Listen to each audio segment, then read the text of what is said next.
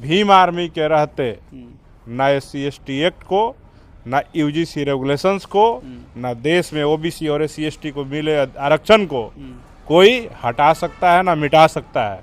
जो मिटाने का प्रयास करेगा उसके खिलाफ भीम आर्मी से टकराना पड़ेगा। पहले भीम आर्मी सामने आएगी, उसके बाद कोई UGC SC/ST एक्ट आरक्षण पे कोई बात होगी। 35 करोड़ से ज़्यादा आबादी अनुसूचित जाति समाज की है। आदिवासियों को जोड़ लेंगे तो तकरीबन 45 करोड़ के आसपास आबादी है। और हम दावे के साथ कहते हैं कि कोई भी समाज मिल जाए, कितना भी ताकत खड़ा कर ले, SC/ST एक्ट पे आँच आएगा तो सड़कों पे भूचाल आएगा, तूफान आएगा, उसको ना कोई सरकार बर्दाश्त कर पाएगी उस ताप को, ना कोई समाज ना कोई समुदाय बर्दाश्त कर पाएगा। यादव समाज के लोग कह रहे हैं कि हम लोग जो है दलित को प्रोटेक्ट करने का काम करते हैं, लोग हम पे FIR करते हैं। देखिए, बाबा साहब डॉक्टर अंबेडकर का संविधान नहीं होता ना, तो यादव समाज की क्या स्थिति होती, परिस्थिति होती। और हमको तो लगता है कि ये लोग लालू यादव को भी नहीं पढ़ते हैं भाई। लालू यादव जी से पढ़ना चाहिए, उनसे सीखना चाहिए।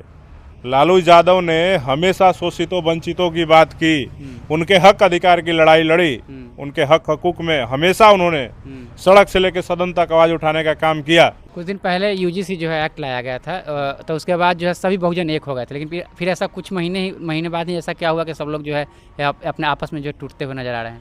हम वही तो देखिए ना, अब जो लोग सोशल मीडिया पर इस तरह की पोस्ट कर रहे हैं, फिर UGC का मामला आएगा तो फिर उस समय उनको अनुसूचित जाति जनजाति समाज से सहयोग और समर्थन चाहिए होगा।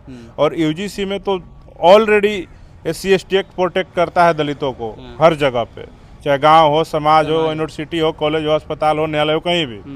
लेकिन UGC एक्ट तो स्पेशली OBC स्टूडेंट्स के लिए लाया गया था।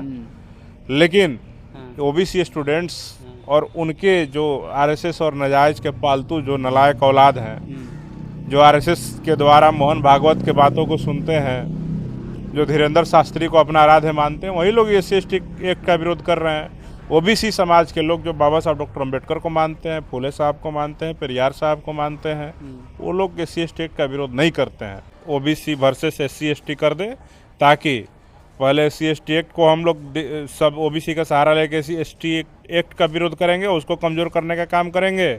और जब SC/ST एक्ट कमज़ोर हो जाएगा तो फिर UGC रेगुलेशंस जो है उसके खिलाफ हम लोग SC/ST एक्ट को अपने साथ जोड़ करके उसको ख़त्म करने का बात करेंगे। तो ये सोची समझी RSS भाजपा की जो नागपुर से संचालित हो रही है, उस विचारधारा से प्रभावित होकर के OBC के जो नासमझ युवा हैं उनके द्वारा इस तरह का हरकत किया जा रहा है। इसमें घबराने की आवश्यकता नहीं है। इस देश में बहुजनों का सबसे बड़ा संगठन है भीम आर्मी भारत एकता मिशन, जिसका एक एक कार्यकर्ता भाजपा और RSS के विधायकों से ज़्यादा मजबूत है। उसके जिला अध्यक्ष, उसके प्रदेश अध्यक्ष इतना मजबूत है कि भाजपा और RSS के जो ये एजेंट है, ये उनके सामने टिकेंगे नहीं। देखिए, सवर्ण समुदाय का खाने का और दिखाने का अलग अलग दांत होता है, ठीक है। सवर्ण समुदाय के लोग अभी तो पूरा OBC और सवर्ण एकता बनाएंगे, यादव और भूमिहार, राजपूत, ब्राह्मण का एकता बनाएंगे, लेकिन जैसे ही चुनाव आएगा यादव को फिर वही लोग लाठी से पीटेंगे। आपको याद है ना, यही नौबतपुर में यादवों का हत्या किन लोगों ने किया था? कई को भूमिहार उस सब यादव का समर्थन में आवाज़ उठाया था। आवाज़ उठाने वाला OBC समाज के समर्थन में, यादव समाज के समर्थन में भीम आर्मी थी, दलित समाज के युवा थे। हमने जाकर वहाँ मुलाकात किया। अब कोई ऐरा गैरा नत्थु खैरा आकर सोशल मीडिया पे SC/ST एक्ट का विरोध कर देगा तो उसके बाद को इतना लोड लेने की आवश्यकता नहीं है। हम कहते हैं कि अगर यादव समाज के लोग कोई स्टेटमेंट देते हैं, हम बिहार में जब तेजस्वी कहते हैं तब ना यादव समाज कोई सुनता है बात। अब कोई भाजपा RSS का एजेंट नित्यानंद राय, नंद किशोर यादव, भूपेंद्र यादव के जो पालतू एजेंट हैं RSS के, उन लोग विरोध कर रहे होंगे SC/ST एक्ट का, तो उनके बातों को लेकर इतना सीरियस नहीं होना। इस देश में तो RSS चाहती थी कि संविधान रहे ही नहीं, आरक्षण रहे ही नहीं, अनुसूचित जाति जनजाति रहे ही नहीं, लेकिन RSS की मनमानी चलती कहाँ है। तो कह रहे हैं कि हम लोग यादव और स्वर्ण मिलकर, मतलब जनरल कैटेगरी के जो लोग हैं वो लोग मिलकर के जो है बिहार में जो है राजद का सरकार लाएंगे। क्या ऐसा पॉसिबल है? देखिए, एक तालाब में बाघ और बकरी, शेर और हिरन पानी पी सकता है? बताइए, नहीं पी सकता है ना। तो जो लोग इस तरह की बात कर रहे हैं, ये ख्याली पुला इन दिनों SC/ST एक्ट को लेकर के जो है कैंपेन चलाया जा रहा है। इसको ख़त्म करने को लेकर के लगातार जो है यादव समाज हो या फिर स्वर्ण समाज हो, जिसको जनरल कैटेगरी से बोलते हैं, वो लोग जो है लगातार इसका विरोध कर रहे हैं और कह रहे हैं कि हम SC/ST एक्ट को जो है ख़त्म करके ही मानेंगे। हमारे साथ बातचीत करने के लिए भीम आर्मी के बिहार प्रदेश अध्यक्ष अमर ज्योति जी हैं, बातचीत करेंगे।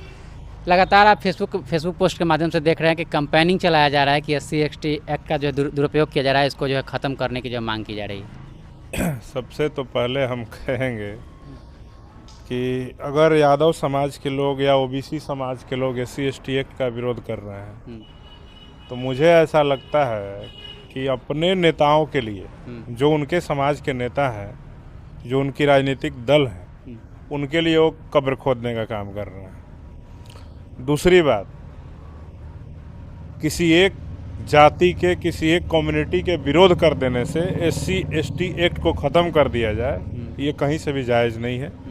और सरकार और सुप्रीम कोर्ट SC/ST एक्ट के खिलाफ बयान दे। नरेंद्र मोदी जी बोले कि SC/ST एक्ट ख़त्म करना चाहते हैं। हम आपको बता देते हैं कि देश में जो हालात बनेंगे ना SC/ST एक्ट ख़त्म करने को लेकर के, मैं चैलेंज दे के कहता हूँ, मैं केंद्र की सरकार को भी, इन लोगों की मैं क्या बात करूँ, इनकी कोई बिसात नहीं है, ये लोग SC/ST एक्ट ख़त्म करा देंगे। लेकिन इनकी दुर्भावना जो है दलितों के प्रति, आदिवासियों के प्रति, वो सीधे तौर पे दिख रही है कि ये लोग दलितों से, आदिवासियों से कितना जलन रखते हैं, इनके समानता मिलने वाले अधिकार से कितना जलन है। हम कहना चाहते हैं कि अगर तुम दलितों को हीन भावना से नहीं देखोगे, उसको अपमानजनक शब्द से संबोधित नहीं करोगे, उनके साथ मारपीट नहीं करोगे, दुराचार नहीं करोगे, अत्याचार नहीं करोगे, तो कोई पागल थोड़ी है कि तुम पे FIR करा देगा और तुम SC/ST एक्ट का शिकार बन जाओगे। फिर क्यों विरोध कर रहे हो मेरे भाई? और दुरुपयोग तो इस देश में हर कानून का हो रहा है, तो सारा कानून खत्म कर दिया जाए, लोकतंत्र खत्म कर दिया जाए, संविधान खत्म कर दिया जाए, देश में अराजकता की स्थिति पैदा करने के लिए छोड़ दिया जाए खुला। ऐसा नहीं हो सकता है। किसी एक जाति के, किसी एक वर्ग के विरोध कर देने से ना अनुसूचित जाति, जनजाति, पिछड़े, अति पिछड़े वर्गों का आरक्षण खत्म हो सकता है, न 10% EWS लोगों को जो आरक्षण मिला है, सुदामा कोटा वाला आरक्षण, वो खत्म हो सकता है। तो इसलिए कोई भी इस तरह की बातें कहता है तो ये कहीं से भी न्यायोचित नहीं है और ना ही इसको एक्सेप्ट किया जा सकता है। और अगर SC/ST एक्ट ख़त्म करने की बात कोई केंद्र सरकार का मंत्री कहे, देश के प्रधानमंत्री जी कहे, तब हम इस बात पे कोई जवाब दे सकते हैं या कुछ कर सकते हैं। लेकिन अगर कोई एक जाति, एक कम्युनिटी के लोग बात कह रहे हैं और इंटेंशनली कह रहे हैं SC/ST एक्ट से लेकर, हम कहते हैं कि जब आपको अनुसूचित जाति से, जनजाति से कोई तकलीफ नहीं होगी, आप उनको परेशान नहीं करेंगे, तो क्यों कोई केस करेगा भाई आप पे? कोई पागल थोड़ी है, कोई भांग पिया हुआ है।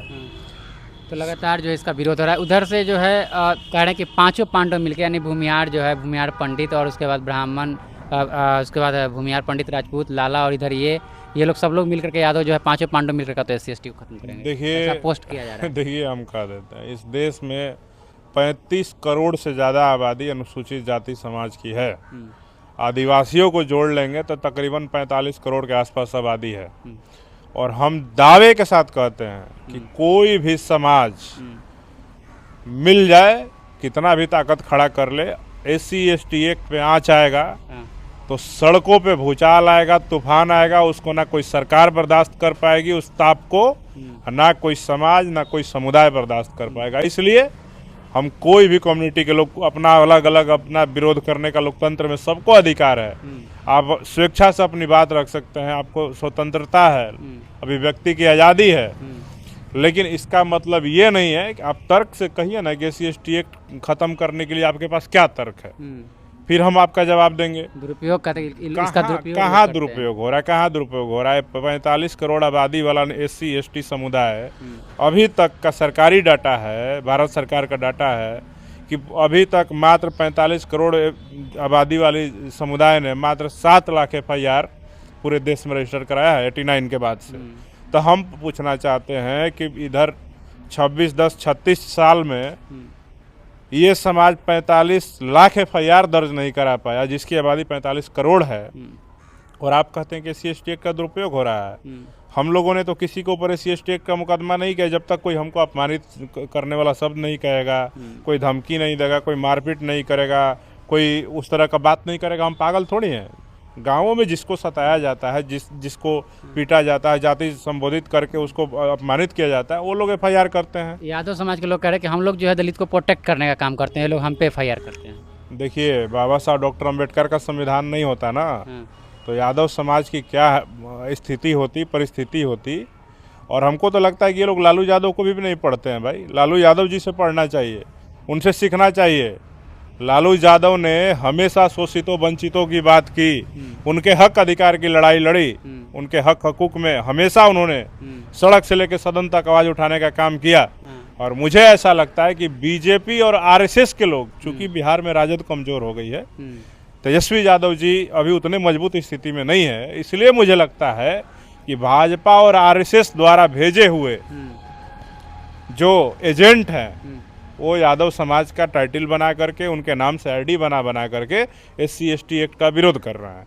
ये प्योर यादव समाज के लोग, तेजस्वी यादव बोले कि हम SC/ST एक्ट का विरोध करते हैं, लालू प्रसाद यादव जी बोले, अखिलेश यादव जी बोले, फिर हम मानेंगे। अब कोई ऐरा गैरा नत्थू खैरा आकर सोशल मीडिया पे SC/ST एक्ट का विरोध कर देगा तो उसके बाद को इतना लोड लेने की आवश्यकता नहीं है। हम कहते हैं कि अगर यादव समाज के लोग कोई स्टेटमेंट देते हैं, हम बिहार में जब तेजस्वी कहते हैं तब ना यादव समाज कोई सुनता है बात। अब कोई भाजपा आरएसएस का एजेंट नित्यानंद राय, नंद किशोर यादव, भूपेंद्र यादव के जो पालतू एजेंट हैं आरएसएस के, उन लोग विरोध कर रहे होंगे SC/ST एक्ट का, तो उनके बातों को लेकर इतना सीरियस नहीं होना। इस देश में तो आरएसएस चाहती थी कि संविधान रहे ही नहीं, आरक्षण रहे ही नहीं, अनुसूचित जाति जनजाति रहे ही नहीं, लेकिन आरएसएस की मनमानी चलती कहाँ है। कुछ दिन पहले UGC जो है एक्ट लाया गया था, तो उसके बाद जो है सभी बहुजन एक हो गए थे, लेकिन फिर ऐसा कुछ महीने बाद ही ऐसा क्या हुआ कि सब लोग जो है अपने आपस में जो टूटते हुए नजर आ रहे हैं। हम वही तो देखिए ना, अब जो लोग सोशल मीडिया पे इस तरह की पोस्ट कर रहे हैं, फिर UGC का मामला आएगा तो फिर उस समय उनको अनुसूचित जाति जनजाति समाज से सहयोग और समर्थन चाहिए होगा। और UGC में तो ऑलरेडी SC/ST एक्ट प्रोटेक्ट करता है दलितों को हर जगह पे, चाहे गांव हो, समाज हो, यूनिवर्सिटी हो, कॉलेज हो, अस्पताल हो, न्यायालय हो, कहीं भी। लेकिन UGC एक्ट तो स्पेशली OBC स्टूडेंट्स के लिए लाया गया था।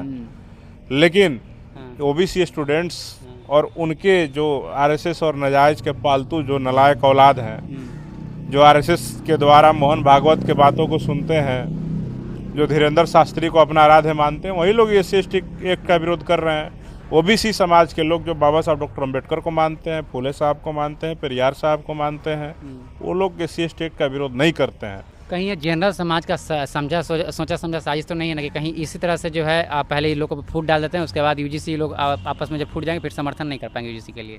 देखिए, ये हो सकता है, हम तो कह रहे हैं भाजपा और आरएसएस के द्वारा प्लॉटेड ये पूरा खेल चल रहा है कि किस तरह से बिहार में और उत्तर प्रदेश में भाजपा का सत्ता लगातार स्थापित हो सके।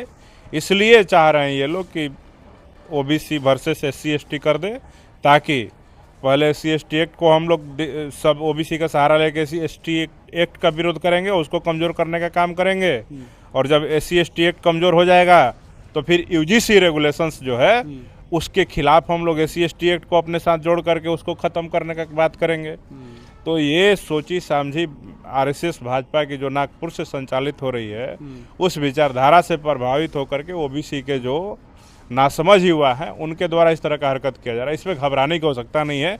इस देश में बहुजनों का सबसे बड़ा संगठन है भीम आर्मी भारत एकता मिशन, जिसका एक एक कार्यकर्ता भाजपा और आरएसएस के विधायकों से ज़्यादा मजबूत है। उसके जिला अध्यक्ष, उसके प्रदेश अध्यक्ष इतना मजबूत है कि भाजपा और आरएसएस के जो ये एजेंट है ये उनके सामने टिकेंगे नहीं।